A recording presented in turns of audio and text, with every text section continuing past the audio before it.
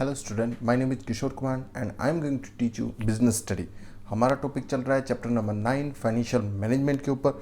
और इस चैप्टर में हम ये चीज़ें पढ़ने वाले हैं कि कॉन्सेप्ट क्या है, रोल क्या है, ऑब्जेक्टिव क्या है। और इसके ऊपर मैं ये बता दूं कि ये हमारी 4th क्लास है। रोल हम पढ़ चुके हैं, ऑब्जेक्टिव हम पढ़ चुके हैं कि रोल क्या है, ऑब्जेक्टिव क्या है फाइनेंशियल मैनेजमेंट का। अगर आपने ये क्लासेस नहीं देखी हैं तो प्रीवियस 3 क्लासेस आप ज़रूर पहले देख लें। This is the 4th lecture. So आगे आज हम पढ़ने वाले हैं फाइनेंशियल डिसीजन। क्या फाइनेंशियल डिसीजन रहते हैं, let's see. So financial decision क्या चीज़ है, ये देखिए टॉपिक है हमारा फाइनेंशियल डिसीजन 9.3 पे। The financial function relate to 3 major decision. So यहाँ पर मोस्ट इंपॉर्टेंट डिसीजन 3 ही रहते हैं। वैसे तो आप ये नहीं कह सकते क्या यही 3 होते हैं, बट अगर आप देखें बिजनेस में पैसा आना, पैसे को इन्वेस्ट करना, लगाना, यानी इनफ्लो आउटफ्लो, और उसके बीच में जो आपने अर्निंग की उसको डिस्ट्रीब्यूट करना, बांटना। तो पैसे को लेके आना बाहर से और उसको लगाना, उसको इन्वेस्ट करना, और अपने शेयर होल्डर हैं या जो कंपनी के ओनर हैं उनमें उस अर्निंग को डिस्ट्रीब्यूट करना। अल्टीमेटली ये 3 ही काम ही तो होते हैं ना।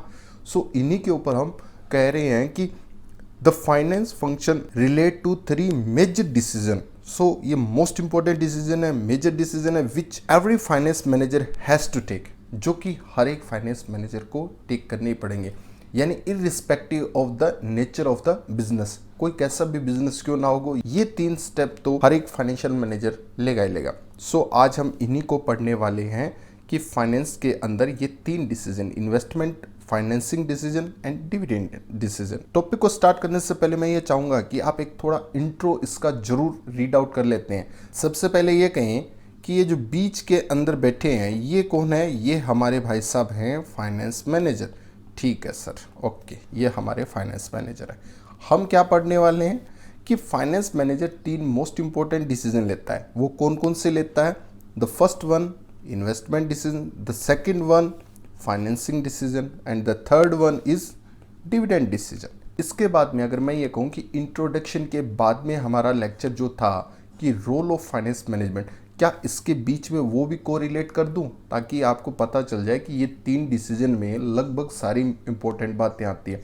वहाँ पर रोल ऑफ फाइनेंस मैनेजमेंट बताया था। सो रोल के अंदर क्या था, 5 पॉइंट थे आपके, जिसमें मैंने इजी टू रिमेंबर बताया। स्टेटमेंट एंड बैलेंस शीट से आप सारे के सारे देख सकते हैं। उन्हीं को आज मैं थोड़ा रिवाइज करवा दूंगा, प्लस टॉपिक को भी समझा दूंगा, और ये हमारी इंट्रो हो जाएगी कि मेजर डिसीजन कौन कौन से होते हैं इनके फाइनेंस मैनेजर के। सो यहाँ पर मैं आपको रोल के बात करूँ कि रोल क्या था। रोल ये जो हमने पहले लगाया, रोल में आपने एक चीज़ देखी होगी कि बैलेंस शीट के अंदर आपके पास में फिक्स एसेट थे, और एक क्या था, बैलेंस शीट के अंदर था हमारे पास में करंट एसेट। सो यहाँ पर क्या है, पैसा कहीं ना कहीं उसमें एलोकेट करना और कितना ब्रेकअप करके रखना है, किसमें, करंट एसेट में। तो हमारे पास में फिक्स एसेट वाला पॉइंट आ गया एंड करंट एसेट। एक नंबर हमारा पॉइंट ये आ गया एंड सेकंड पॉइंट क्या आ गया, ये पॉइंट आ गया। अब हमारे पास में अगर मैं ये बात करूं कि फंड को अगर आप रेज करने वाले हैं तो रेज करने के लिए जो फंक्शन ऑफ है, कॉमर्शियल बैंक से लिया यानी आउटसाइडेड पार्टी से जो आपने पैसे लिए हैं, मैं उनकी बात करूं। सो यहाँ पर थर्ड हमारा पॉइंट आता है कि आप लॉन्ग टर्म से पैसा रेज करने वाले हैं, वो वाला पॉइंट कवर हो गया। फोर्थ पॉइंट आपका देखिए ये रह गया अबाउट द रेशो। रेशो का मतलब हो गया कि किस रेशो में कितना डेट लेना है, कितना इक्विटी, यानी 50% ये लेना है, 50% ये लेना है, या फिर ये 40% लेना है, या ये 60 लेना है। तो आपके ये पॉइंट आ गए। और आपका जो 5th पॉइंट था वो था स्टेटमेंट प्रॉफिट एंड लॉस की ऑल आइटम्स, यानी ऑल का मतलब हो गया जो भी आपके इनकम थी वो और जो आपके एक्सपेंडिचर थे वो। तो यहाँ पर मैंने एक तरह से आपको रोल ऑफ फाइनेंस मैनेजमेंट का जो हमारा टॉपिक था वो यहाँ से कवर कर लिया, जो कि एक कनेक्शन करवा दिया कि उसके पूरे के पूरे 5 पॉइंट, एक पॉइंट यहाँ से हो गया, दूसरा पॉइंट यहाँ से करंट एसेट फिक्स एसेट से हो गया, एंड उसके बाद में आपका थर्ड हो गया कि लॉन्ग टर्म फंड कहाँ से रेज करना है, और फोर्थ पॉइंट आपका बन गया रेशो से, और 5th पॉइंट बन गया आपका स्टेटमेंट पीएनएल से। सो आप इस पिक्चर से एक अच्छा खासा आइडिया ले रहे हैं कि देखिए यहाँ पर रोल कैसे प्ले करता है, एक फाइनेंस मैनेजर है वो कैसे अपना रोल प्ले करता है, और रोल प्ले करने के अंदर अंदर वो देखता है कि इन्वेस्टमेंट कहाँ करनी है। इन्वेस्टमेंट कहाँ का मतलब हो गया कि पैसा फिक्स एसेट में कितना जाएगा, करंट एसेट में कितना एलोकेट करना है, तो ये इंपॉर्टेंट डिसीजन हो गया। सेकंड उसका इंपॉर्टेंट डिसीजन क्या है, सेकंड इंपॉर्टेंट डिसीजन है फाइनेंसिंग। फाइनेंसिंग का मतलब होता है फंड को रेज करना, तो उसके अंदर आप डेट से कितना लेंगे, इक्विटी किससे कितना लेंगे, तो आप ये भी इसमें देखने वाले हैं। और हमारे पास में थर्ड मेजर के अंदर थर्ड मोस्ट इंपॉर्टेंट डिसीजन क्या हो जाता है कि डिविडेंड को कितना बांटना है। सो यहाँ पर आपने पूरी पिक्चर के अंदर ये एक आइडिया निकाल लिया है कि रोल ऑफ फाइनेंस मैनेजमेंट का क्या है और एंड इसके अंदर मोस्ट इंपॉर्टेंट डिसीजन उसके क्या रहते हैं। ओके, लेट्स सी क्या एक फाइनेंस मैनेजर है उसका क्या रोल रहता है, वो हमने रिवाइज किया। बैलेंस शीट के अंदर करंट एसेट के हिसाब से पहला पॉइंट, सेकंड ये पॉइंट हो गया हमारा। एंड बैलेंस शीट के अंदर आपका जो फर्स्ट पॉइंट था वो था फिक्स एसेट से, ये हो गया। थर्ड पॉइंट था कि लॉन्ग टर्म से रेज कैसे करना है फंड को, ये थर्ड पॉइंट हो गया। फोर्थ पॉइंट आपका ये हो गया कि रेशो कैसे लेनी है, किस में से कितना लेना। एंड फिफ्थ पॉइंट आपका क्या हो गया कि statement and profit and loss की ऑल आइटम। सो इन 5 पॉइंट्स को इसी पिक्चर से आपने रोल को भी रिवाइज किया। अब हम देखने वाले हैं कि फाइनेंस मैनेजर के मेजर क्या रोल होते हैं। तो मेजर रोल जो कि हर एक फाइनेंस मैनेजमेंट को लेना होता है वह है इन्वेस्टमेंट। और आप समझ गए होंगे फिक्स एसेट की यहाँ पर बात हो रही है। फिक्स एसेट से रिलेटेड जब इन्वेस्टमेंट होगी तो उसका क्या मोस्ट इंपॉर्टेंट रहेगा, यहाँ पर रोल रहेगा। ये डायरेक्ट कनेक्ट रहता है फाइनेंस मैनेजर के डिसीजन से। और करंट एसेट में जब आप ब्रेकअप करते हैं कि कितना पैसा रहना चाहिए, तो ये एक इन्वेस्टमेंट के हिसाब से देखा जाए तो मोस्ट इंपॉर्टेंट रोल है। सेकंड रोल क्या है फाइनेंसिंग का। फाइनेंसिंग का मतलब हो गया पैसा आपको रेज करना है। जब पैसा रेज करने की बात आती है तो रेज करने के अंदर आप ये देखेंगे कि ये उसका सेकंड इंपॉर्टेंट डिसीजन बन गया। और डेट से कितना लेना है, इक्विटी से कितना लेना है, ये इसकी रेशो डिसाइड करेगा।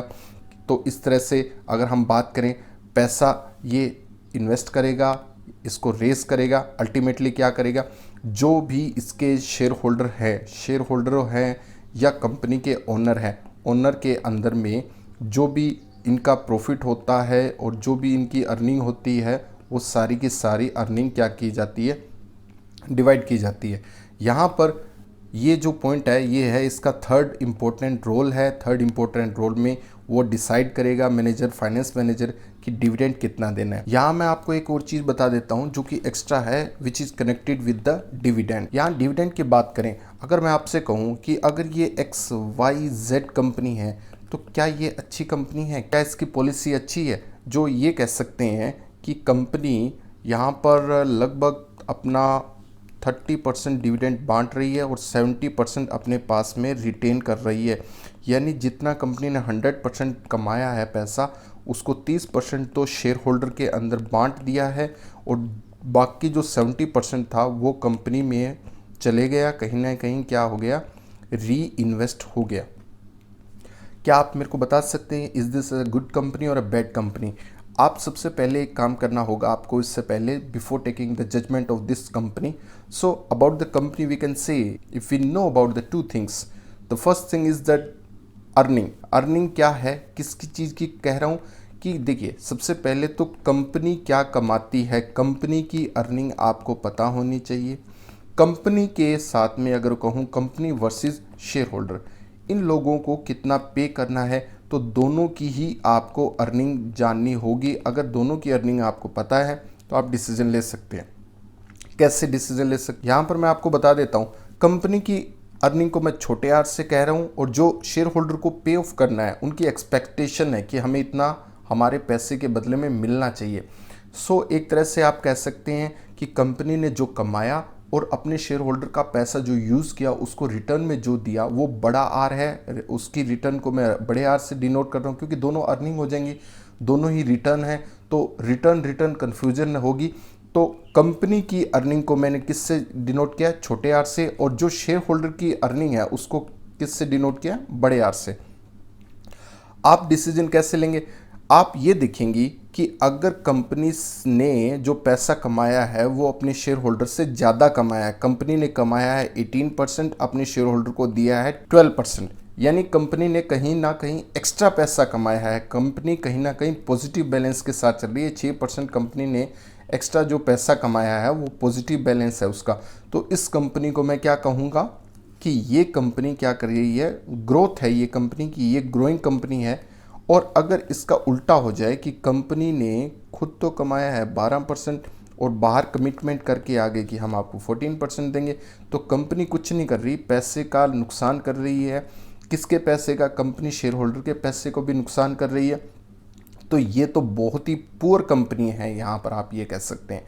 तो यहाँ पर अगर मैं आपसे ये कहूँ कि आप जब अर्निंग को जान लेंगे तो कंपनी की अर्निंग अगर शेयर होल्डर से ज़्यादा है, तो आपने एक चीज़ पढ़ी होगी, एक केस स्टडी था जिसमें वो एक राहुल था जो कि अपने मैनेजमेंट का कोर्स करके आया था, उसके फादर ने एक उसको एडवाइस दी थी कि जब बेटा आपकी अर्निंग ज़्यादा होगी, किससे? लागत से, यानी कॉस्ट से, तो आपकी कंपनी डेफिनेटली अच्छा करेगी। यानी फाइनेंसिंग डिसीजन के ऊपर ही वो टॉपिक था। और अगर आप इस अर्निंग से देखेंगे तो आप बताएंगे कंपनी अच्छी है बुरी। तो अगर मैं ये कहूँ कि केस 1 है जो कि आपका ये वाला केस है, तो केस 1 के हिसाब से तो ये कंपनी बहुत अच्छा कमा रही है। तो अगर कोई कंपनी बहुत अच्छा कर रही है, यानी आप ये कहें कि ग्रोइंग कंपनी है, ग्रोइंग कंपनी है आपकी, जो कि इसका आर इस तरह से है, तो अगर ये कंपनी है तो भाई साहब आपको ज़्यादा से ज़्यादा आपका पैसा आपके पास में रहना चाहिए, कंपनी को वो पैसा अपने पास में रखना चाहिए। हो सके तो 100% भी रखें, कोई दिक्कत वाली बात नहीं। आप शेयर होल्डर को बोले आप अपना पैसा घर लेके जाएंगे, कुछ नहीं कमा पाएंगे, हम आपको हायर रिटर्न का एक उम्मीद देते हैं, एक्सपेक्टेशन देते हैं और हम ज़्यादा करेंगे। और वॉरेन बफेट की कंपनी के बारे में बात करें तो वॉरेन बफेट अपनी कंपनी में जहाँ बहुत अच्छा उसका खुद का कंपनी का रिटर्न अच्छा चल रहा है, वहाँ पर वो 0 डिविडेंड की पॉलिसी रखता है।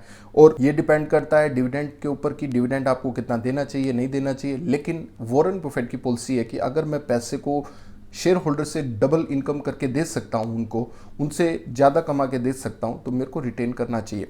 तो उनकी केस में अगर बात करें तो यहाँ पर कंपनी को पैसा रिटेन करना चाहिए। अगर इस पॉइंट से देखें कि ये वाला केस के हिसाब से देखें, केस 1 के हिसाब से देखें कि ये कंपनी कैसी है, तो ये कंपनी है ख़राब, क्योंकि ये 30% अपने शेयर होल्डर का पैसा वापस कर रही है। क्यों वापस कर रही है?